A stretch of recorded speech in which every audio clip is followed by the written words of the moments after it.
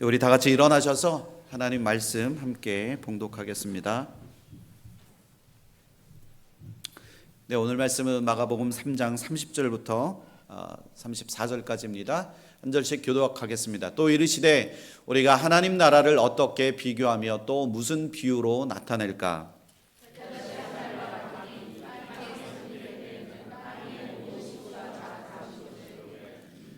심긴 후에는 자라서 모든 풀보다 커지며 큰 가지를 내나니 공중의 새들이 그 그늘에 깃들일 만큼 되느니라.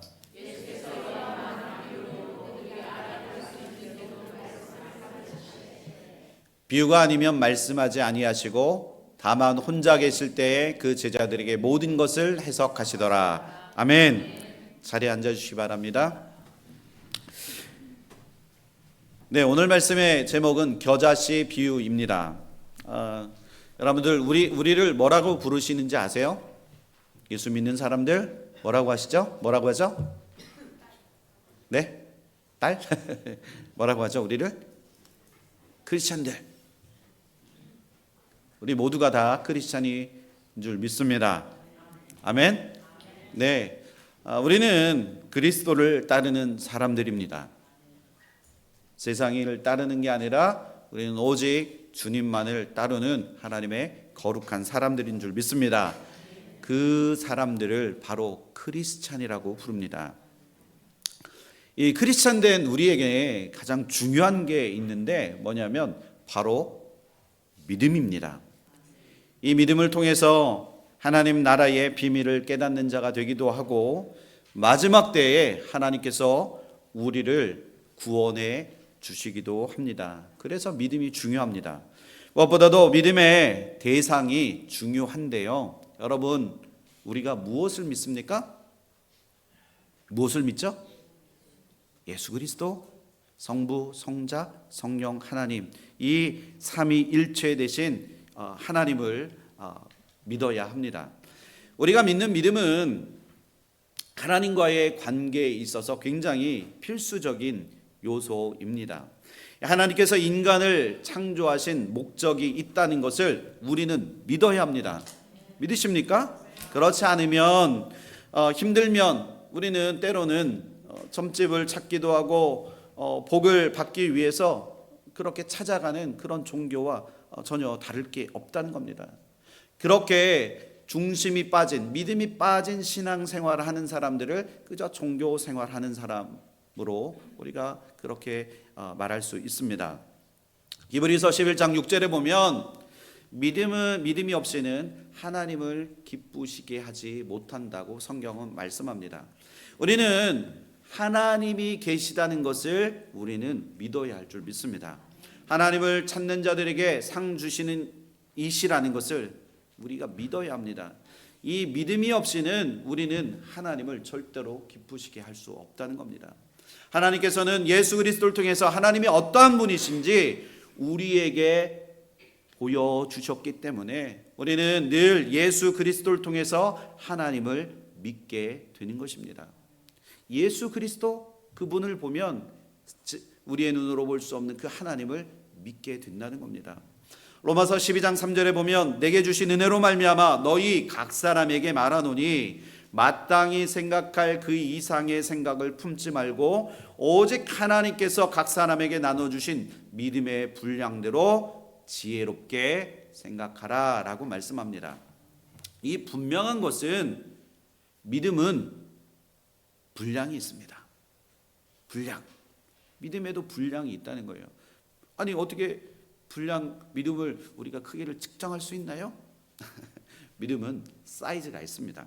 예수님도 제자들의 그 믿음 없음을 보시고 뭐라고 말씀하셨냐? 믿음이 작은 자들아 라고 책망하셨다는 겁니다. 로마서 12장에 이 믿음의 분량이라는 말을 이 사도 바울이 사용하고 있는데 이 믿음의 분량이 이 믿음이 물질처럼 이 컵에 담겨 있는 이 물의 양이 딱 한 컵 정도 된다라고 이렇게 딱 측정되면 너무 좋을 텐데 이 믿음의 크기가 우리는 얼마나 되는지 알 수가 없다는 겁니다. 차라리 이렇게 컵 한 컵만큼의 나의 믿음이 있습니다 라고 드러내 보이면 얼마나 좋겠습니까?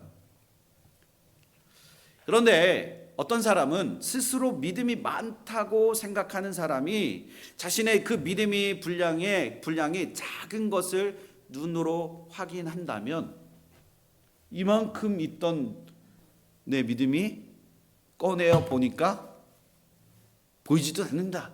그러면 굉장히 당혹스러울 거라고 생각합니다.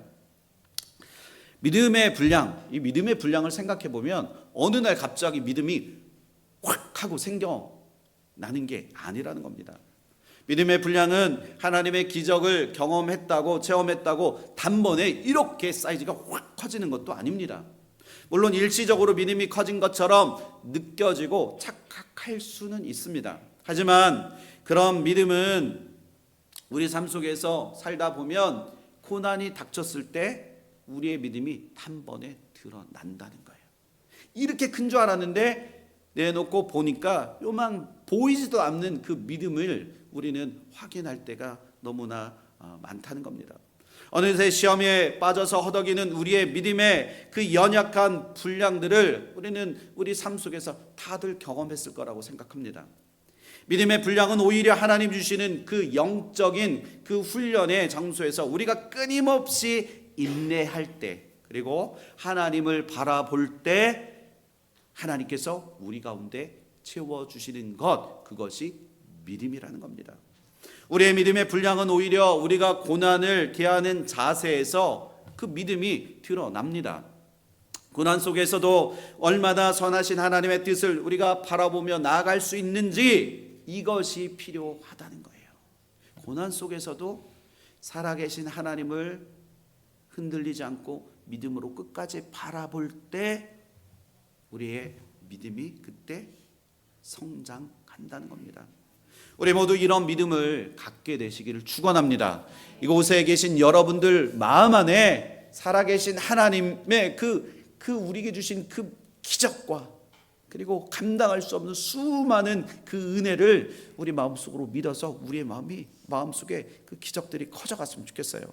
혹시 여러분들 중에 나의 믿음이 작다고 생각하신다면 오늘 말씀에 이 본문에 있는 이 겨자씨의 비유처럼 처음에는 내 안에 작은 믿음이지만 후일에는 창대케 되어지는 그 믿음의 역사를 여러분들의 삶 속에서 경험했으면 좋겠습니다. 우리는 지난 몇 주 동안 예수님께서 말씀하시는 이 비유의 말씀들을 통해서 지금 무엇을 배우고 있냐? 하나님 나라에 관하여 지금 배우고 있고 말씀을 나누고 있습니다. 예수님은 종종 하나님의 나라의 그 비밀을 이 비유를 통해서 설명해 주십니다. 그 예수님께서 비유하시는 그 비유의 예들을 보면 그 당시 사람들이 일상생활에서 쉽게 접할 수 있는 내용들을 예수님께서 계속 들어서 사용하시면서 하나님 나라를 설명해 주시고 있다는 겁니다. 그중 하나가 바로 오늘 본문에 등장하는 이 겨자씨라는 겁니다. 이 겨자씨는 참깨, 여러분들 그 음식하고 뭐 김밥을 싸고 마지막에 참깨를 뿌려서 보시잖아요. 그 참깨보다도 더 작은 씨 아십니다. 그래서 팔레스타인에서는 가장 작은 것을 표현할 때 이 겨자씨 같다라고 이런 말을 사용한다고 합니다. 그런데 놀랍게도 이처럼 모든 사람의 눈에 미미하고 보잘것없어 보이던 이 겨자씨가 일단 땅에 심겨지기만 하면 엄청난 성장을 시작한다는 겁니다. 그래서 씨앗의 몸집보다 수천 배, 수만 배 더 큰 우리가 상상할 수 없는 큰 나무로 자라가게 된다는 거예요. 그리고 이 작은 겨자씨가 적절한 토양, 그 비옥한 토양을 만나게 되면 보통 크기의 3배, 3배라고 하면 우리가 잘 모를 수도 있는데 3배에서 무려 7배까지 자라나서 새들이 그 안에 들어가서 쉴 수 있는 그 휴식처를 만들어주는 큰 나무로 성장하게 된다는 겁니다. 예수님은 이 겨자씨 비유를 통해서 하나님 나라에 엄청난 영향력이 있음을 우리에게 가르쳐 주십니다. 그들이 가져야 할 이 말씀을 듣고 있는 제자들에게 그 가져야 할 믿음을 지금 촉구하고 계십니다. 그렇게 될 때 이 땅에 하나님의 제자들로 세워진 우리 모두가 하나님의 나라의 완성을 이루어가는 우리 모두가 될 줄 믿습니다. 이 말씀의 비밀로 우리의 믿음이 성장하게 될 줄 믿습니다.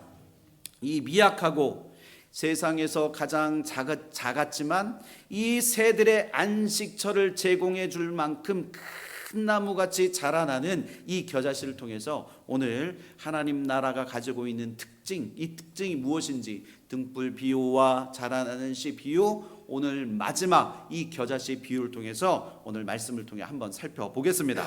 첫 번째, 하나님의 나라는 무한한 생명력을 가지고 있습니다. 한번 우리 따라해 볼까요? 시작.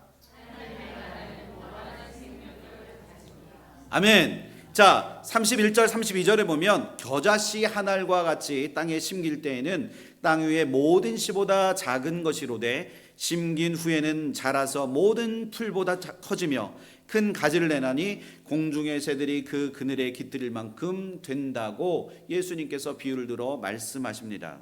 예수님은 이 땅에 복음을 위해 세워지는 그리스도의 몸된 교회에서 하나님 나라를 경험할 수 있음을 오늘 이 말씀을 통해서 설명해 주고 있습니다.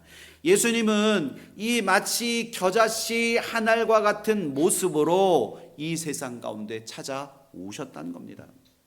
당시 예수님은 그저 한낱 보잘것없는 목수의 아들이었습니다. 이거는 우리가 다 아는 사실이잖아요. 어느 누가 이 목수의 아들이 이스라엘이 그토록 바라고 원하던 영광의 메시아라고 인정해 줄 수 있었겠냐는 겁니다. 그들은 예수는 목수이었던 예수가 그들을 구원해 줄 영광의 메시아라고 인정하지 않았다는 겁니다. 마침내 예수님이 빌라도 재판에서 유죄 판결을 받고 십자가형을 언도받았을 때 모든 사람들은 어떻게 생각했냐? 그의 인생은 끝났다라고 그렇게 생각했다는 겁니다. 그토록 예수님이 외치셨던 하나님 나라의 그 복음이 그 예수 그리스도 예수의 죽음과 함께 끝난 줄로 생각했다는 겁니다. 그러나 예수님은 죽음을 이기시고 부활하셨습니다. 죽은 자 가운데서 다시 살아나셨습니다. 그가 전한 이 복음으로 지금 온 세계에 복음이 전해지게 되었습니다. 오늘 지금 이 시간 우리가 함께 드리는 이 예배의 시간, 우리만 드리는 게 아니라 전 세계 같은 시간에 모든 나라에서 전 세계에서 지금 예배하고 있다는 거예요. 죽은 줄로만 알았던 예수의 생명의 말씀이 다시 이 땅 가운데 심겨지니까 온 세계의 복음의 메시지들이 지금 전달되어져서 그것으로 복음의 메시지로 인해서 엄청난 생명을 우리에게 친히 보여주시고 계시다는 겁니다. 마치 이 작은 겨자씨가 땅에 심겨지게 되면 성장하고 자라나게 되는 것처럼 하나님의 말씀이 우리 안에 심겨지게 되면 하나님의 나라는 우리 안에서 놀랍도록 성장해 가고 놀랍도록 수많은 영향력을 우리에게 끼쳐준다는 겁니다. 그래서 예수님은 하나님 나라를 겨자씨에 비유하신 것입니다. 겨자씨는 눈에 띄지 않을 정도로 아주 작은 것이지만 풀보다 커지고 큰 가지를 내어서 새들이 그 가지에 둥지를 틀 정도로 크게 자란다는 그 특징이 그 안에 있다는 거예요. 저도 이제 신학교 때 공부하면서 이제 신학대학원 3학년 이제 마지막 학기 중에 이스라엘 성지 이제 졸업 여행을 제가 이스라엘 이제 이집트, 이스라엘, 그다음에 요르단 해서 3개국을 갔다 왔는데요. 그러니까 저희를 이제 그 가이드해 주셨던 그 선교사님이 이 겨자씨에 관해서 설명해 준 게 아주 저의 안에 인상이 굉장히 깊었습니다. 우리가 이제 그 차를 타고 이제 갈릴리 호수로 이제 딱 갔는데 이 갈릴리 호수에서 이제 예수님의 말씀도 묵상하고 심령이 가난한 자나 막 이러면서 이제 갈릴리 호수에서 물에서 막 이제 떠서 이제 그 이야기를 듣는데 갑자기 그분이 주머니에서 그 이제 겨자씨를 통 안에 넣어 오셨더라고요. 통 안에 들어있는 이 겨자씨를 저에게 보여주는데 이 겨자씨가 얼마나 작은지 아주 작아서 저같이 안경 쓴 사람들은 이렇게 그게 뭐라고요?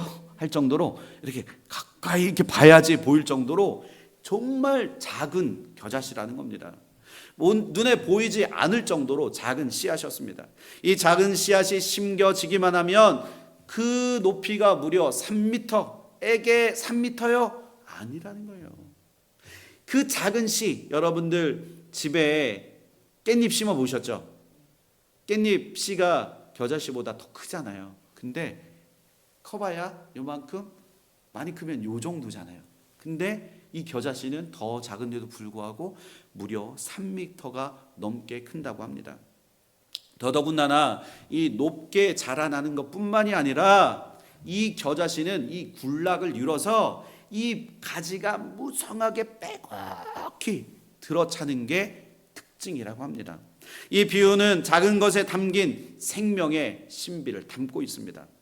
지난주까지 교회 밖에 큰 나무들 여러분들 들어오시면서 다 보셔서 아시겠지만 밑둥이 잘라진 나무들을 보면 어마어마하게 큽니다.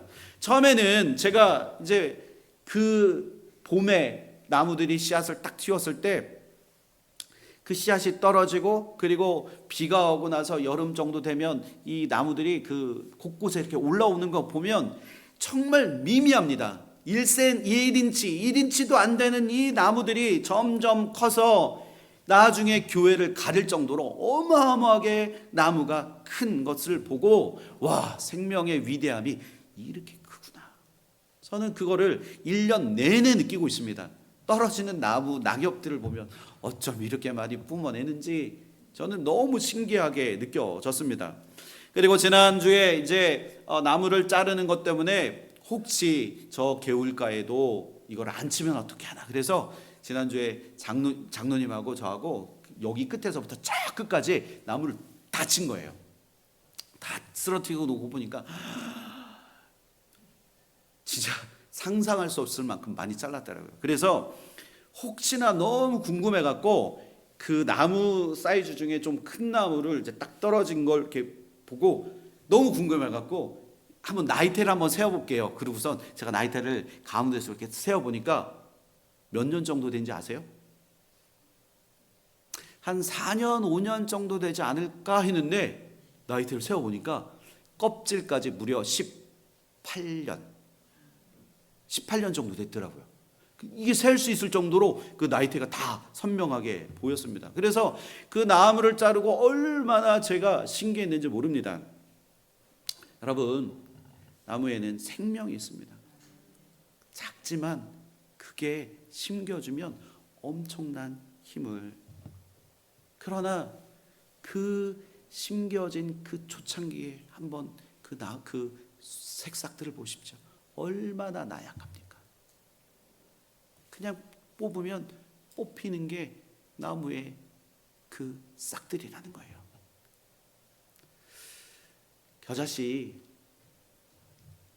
겨자씨는 바로 보잘것없는 우리를 나타내고 있습니다. 여러분, 우리들의 모습을 한번 보십시오. 들킨 죄인들과 들키지 않은 죄인. 이 말은 우리 모두가 다 죄인이라는 겁니다. 내세울 것 하나 없는 죄인 중에 죄인된 자들이었다는 겁니다. 나 자신뿐만 아니라 내 몸에서 난 자식 하나도 사랑하지 못하는 우리, 그리고 내 옆에 있는 사랑하는 형제 자매를 사랑하지 못하는 우리들의 그 완악한 모습들, 연약한 모습들, 그게 바로 우리들이 아닐까 생각합니다.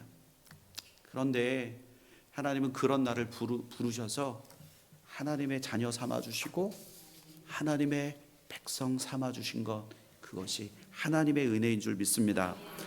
로마서 3장 10절에서 15절에 보면 기록된 바 의인은 없나니 하나도 없으며 깨닫는 자도 없고 하나님을 찾는 자도 없고 다 치우쳐 함께 무익하게 되고 선을 행하는 자는 없나니 하나도 없도다.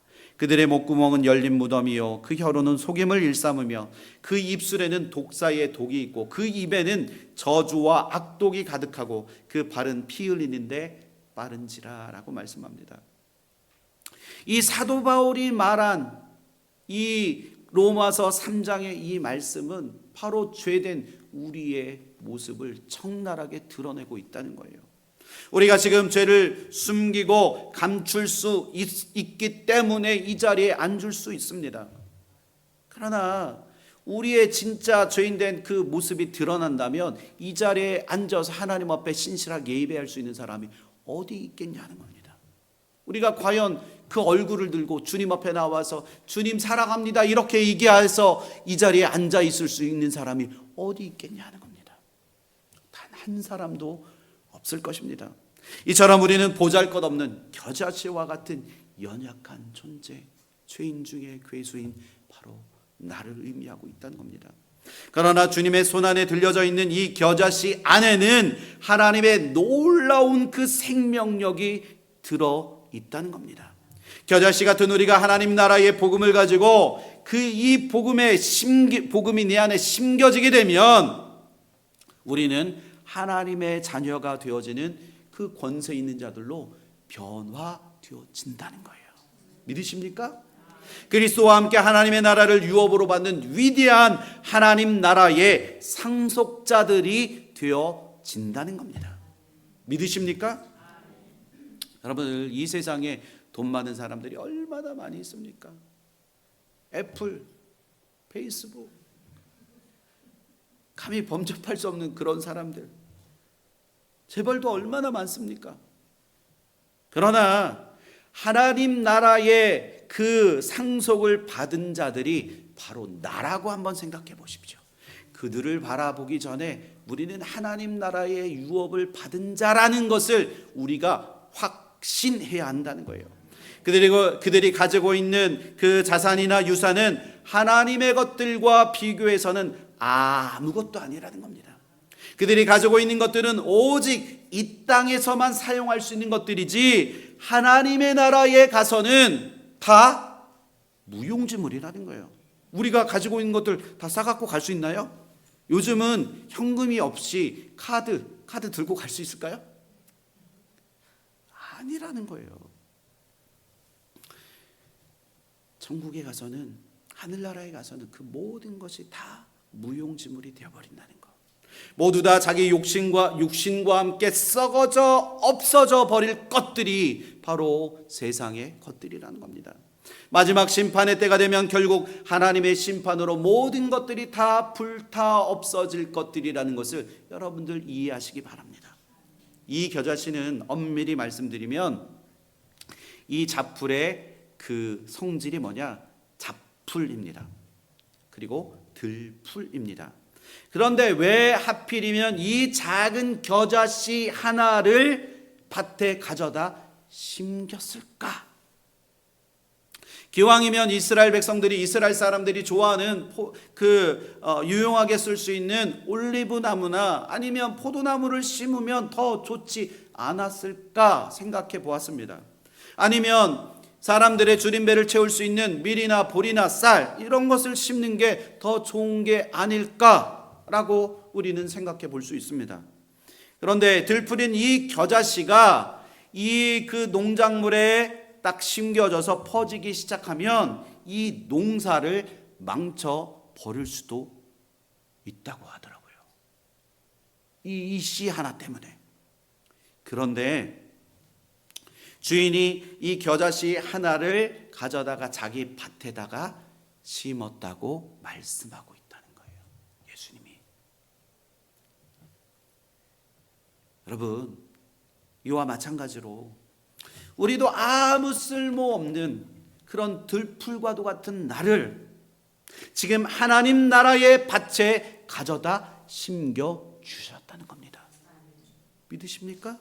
그런데 하나님이 이 겨자씨를 심고 무엇을 기대하셨냐? 바로 커다란 나무가 되어서 새들이 그 가지에 깃들이는 것을 예수님이 기대하고 그 겨자씨를 그 좋은 땅에 심으셨다는 거예요. 하나님은 우리가 그러한 존재로 커가기를 기대하고 계시다는 겁니다.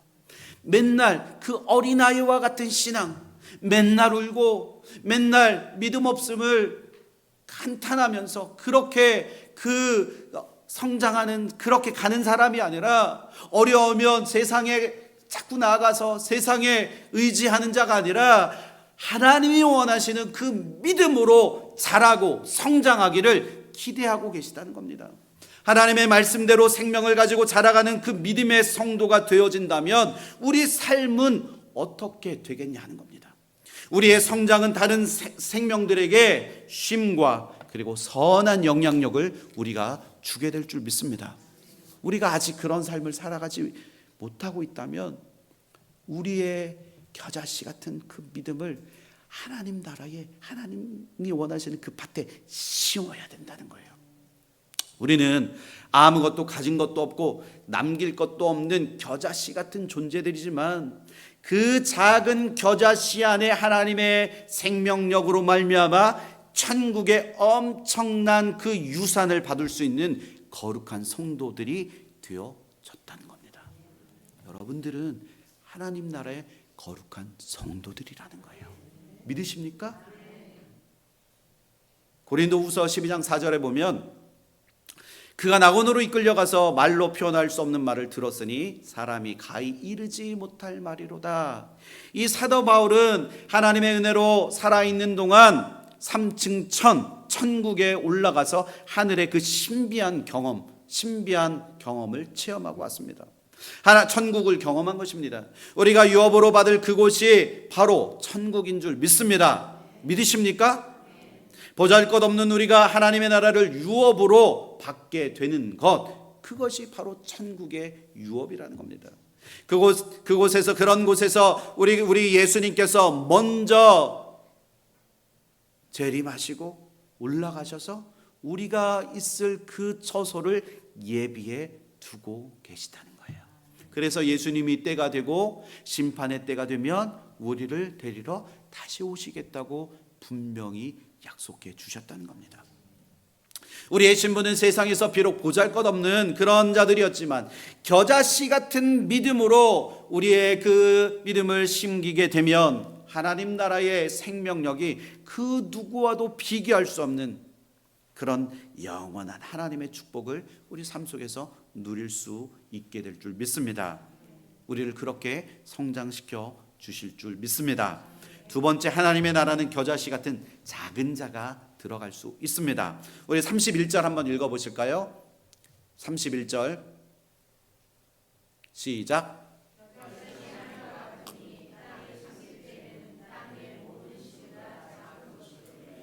아멘.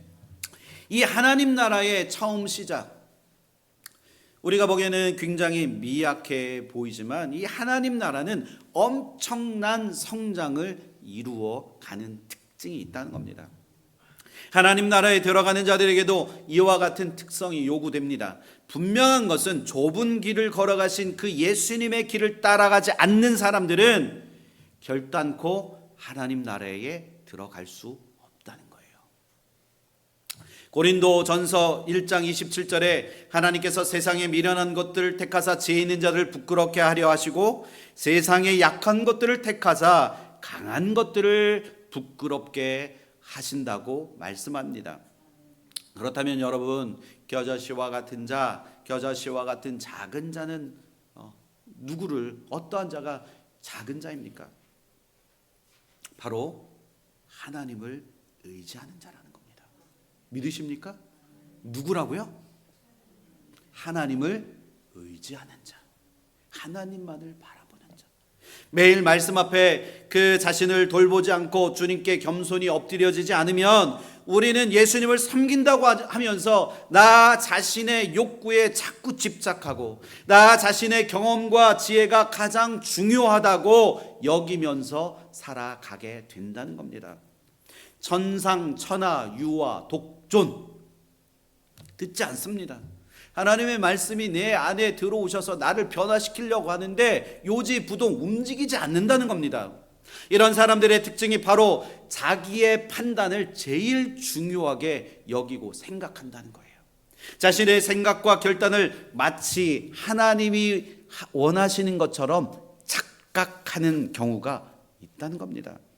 그러나 자신을 의지하며 발버둥 치다 보면 그런 사람들은 어떻게 되냐? 결국 넘어지고 쓰러지게 됩니다.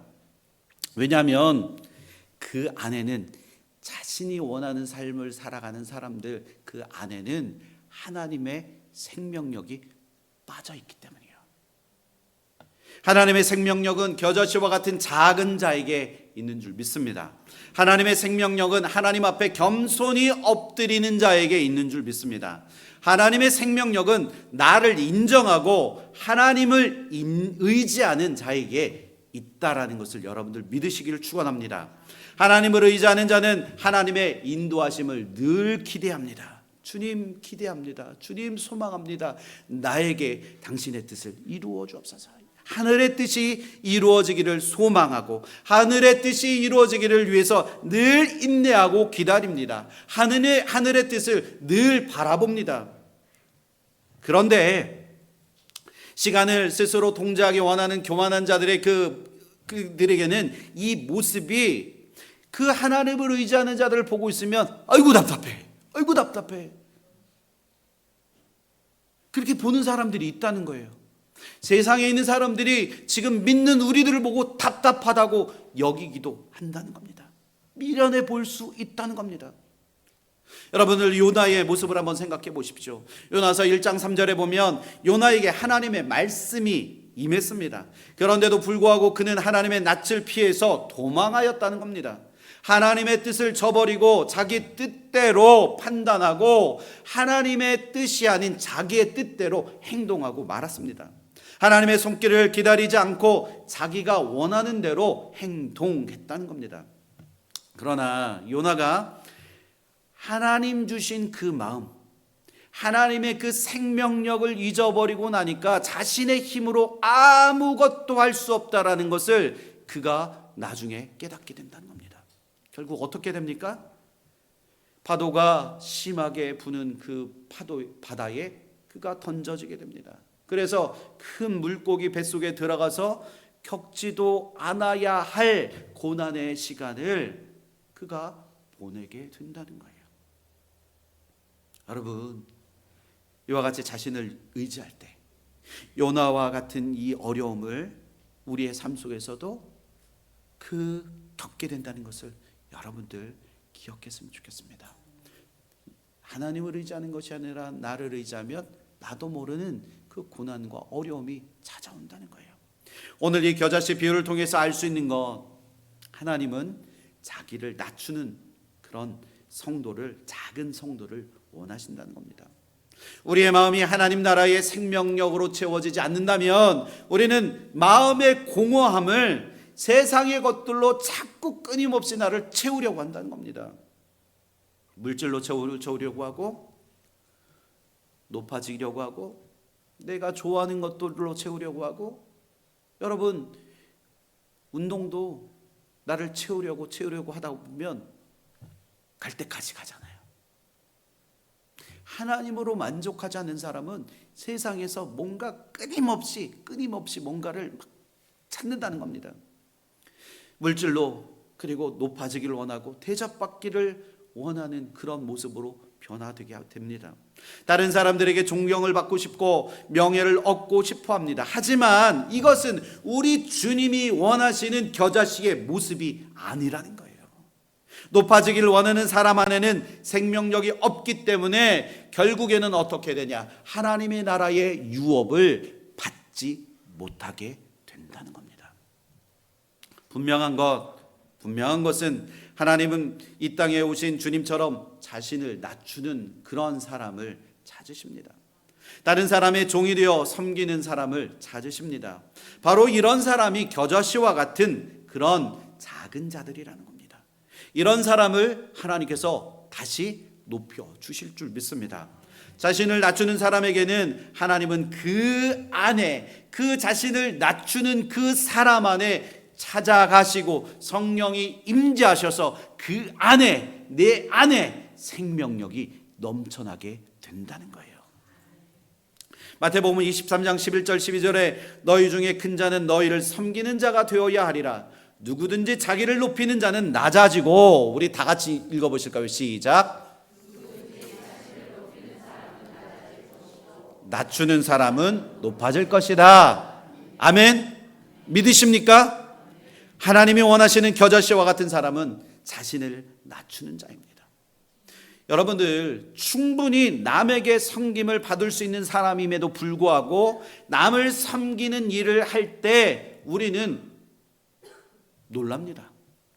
지난 금요일에 제가 지난번에 말씀드렸던 저쪽 여기서 한 40분 45분 떨어진 곳에 그린필드라는 곳에 한국 할머니가 거기에 계시는데, 지난 금요일 날 좀 너무 간 지가 오래돼서 좀 가야 할 것 같더라고요. 그래서 같이 가자 그래서 몇몇 분하고 이제 갔는데,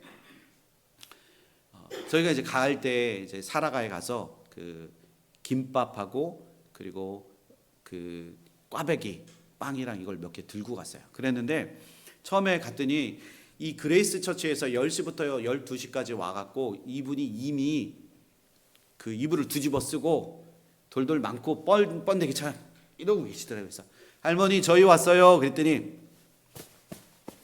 가라고 손짓으로 이렇게 가라고 하시더라고요. 근데 이제 그냥 갈 수가 없잖아요. 아유 가라고 하니까 가야지라고 하고 가는 게 아니라, 할머니 저희 김밥 사왔는데, 그러니까 갑자기 그 뒤집어 쓴 그 이불을 이렇게 벗기면서 김밥. 그래서 그 김밥을 무려 사라가 김밥, 성봉재 집사님 아시죠? 사라가 김밥 드셨죠? 그죠. 그래. 사라가 김밥이 이만하거든요. 제 입에도 막힐 정도로 큰 건데, 그거를 하나 두 개 드시고 안 드신다고 그럴 줄 알았는데 끝까지 다 드시더라고요. 그리고 꽈배기까지. 그러자. 저는 나중에 걱정이 됐는데, 근데 제가 이제 그 놀란 것 중에 하나가, 같이 가신 분 중에 도저히 그 일을 할 수 없는 분인 것 같은데, 가자마자 할머니 저희 왔어요. 세소망교회에 왔어요. 세소망교회에서 왔어요. 혹시 예수님 믿으세요? 예수님 믿으시고 구원 받으시고 그러면서 손을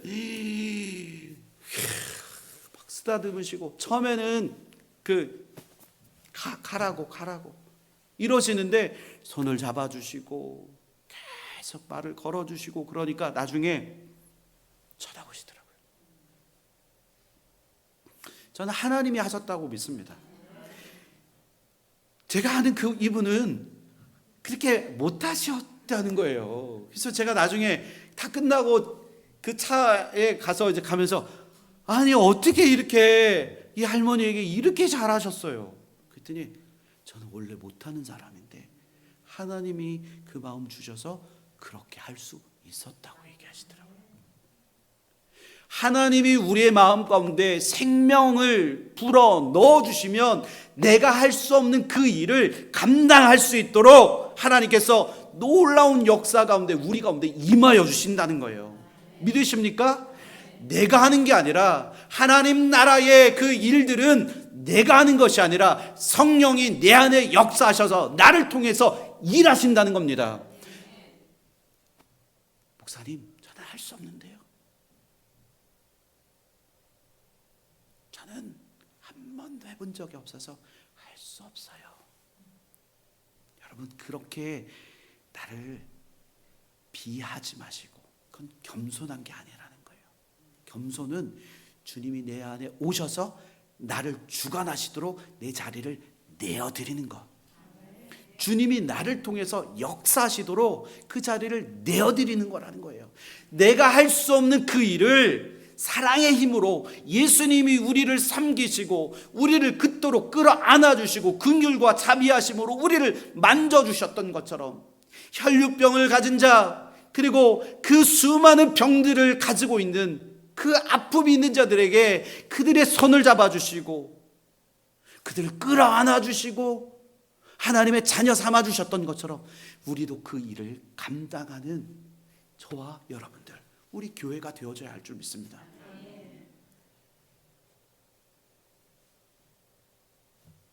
마가복음 4장 33절 34절에 보면 예수께서 이러한 많은 비유로 그들이 알아들을 수 있는 대로 말씀을 가르치시되, 비유가 아니면 말씀하지 아니하시고 다만 혼자 계실 때에 그 제자들에게 모든 것을 해석해 주셨다고 말씀합니다. 오늘 말씀을 마치겠습니다.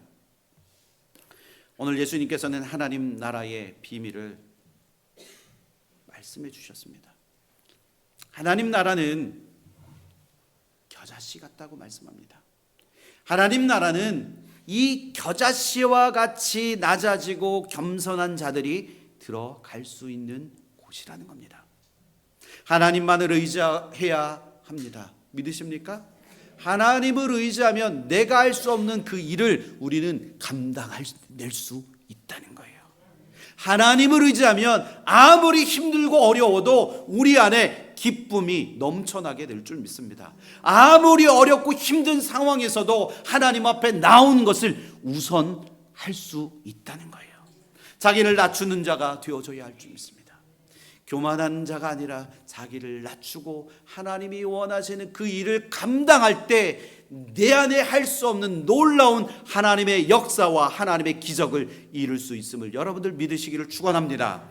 오늘 예수님의 이 비유의 말씀을 듣고 들을 수 있는 생명력이 우리 안에 있기를 소망합니다. 내 안에 하나님의 나라의 생명력을 가지고 하나님의 나라를 바라보시는 저와 여러분들 되시기를 축원합니다. 사랑하는 성도 여러분, 여러분들 말씀 앞에 나오는 것을 주저하지 마십시오. 그리고 영적 생활에 게으르지 마십시오. 게으르고 나태한 모습은 주님이 원하시는 모습이 아니라는 겁니다. 하나님을 의지하는 사람은 매일매일 하나님 말씀 앞에 나오는 자들입니다. 하나님을 예배하는 자리를 사모하는 자들, 그들에게 하나님의 나라가 임하게 될 줄 믿습니다. 하나님의 음성을 듣는 것을 게을리하지 마십시오. 하나님의 음성 듣기를 끊임없이 소망하십시오. 하나님의 말씀이 우리의 삶을 변화시켜 주실 줄 믿습니다. 믿으십니까? 여러분, 저는 지난주부터 이번 주 그냥 교회만 오면 너무 좋아요. 너무 신이 나고 막 익사이팅해서 그냥 저도 모르게 그냥 여기서부터 저기까지 그냥 그러면서 제 얼굴에 그게 느껴지지 않나요? 막 룰루랄라 싱글벙글 막 집에도 제가 늦게 가고요. 그냥 여기 있는 게 너무 기쁘고 행복해요. 요즘 교회 안과 밖이 말끔하게 잘 정리되었습니다. 혹시 내 마음속에 있는 이 분주함과 그리고 세상에 썩어져 갈 것들로 채워져 계신 분들이 있다면 지금 밑둥이 잘려나간 저 나무들처럼 다 잘라버리십시오. 다 제거하십시오. 그 베어낸 자리에 오늘 주님께서 말씀하신 이 겨자씨와 같은 그 작은 믿음의 씨앗들을 한번 심겨보십시오. 그러면 하나님의 나라가 내 안에서 그리고 우리 교회 안에서 그리고 내가 사는 삶의 현장 가운데 하나님의 나라가 임하게 될 줄 믿습니다. 이 작은 믿음의 씨앗들을 심는 저와 여러분들, 그리고 하나님이 원하시는 그 믿음을 통해서 하나님의 나라를 꿈꾸며 하나님의 나라를 바라보시는 저와 여러분들 되시기를 예수 그리스도의 이름으로 축원합니다. 우리 함께 찬양하시겠습니다.